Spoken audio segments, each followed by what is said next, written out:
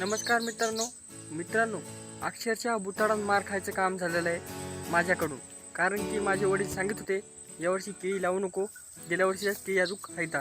ह्या पाठीमागे पाहू शकता तुम्ही, गेल्या वर्षीच्या केळी हायता.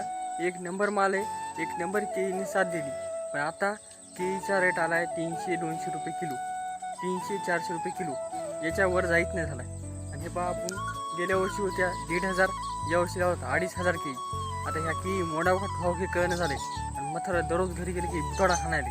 नेमकं करावं तर काय राव, काहीच कळण. आता हे पाहू शकता तुम्ही, केळी डबल लहान नाही राहिल्या, केळी 8-8 पानावर आल्यात. पहा, संपूर्ण या सोयाबीनामध्ये केळी लागवड केलेली आहे. अशा प्रकारे आता हे नुकसान होते का प्रॉफिट होते काय माहीत. आणि गेल्या वर्षीच्या केळीला माल आहे, एक नंबर माल आहे केळीचा माल.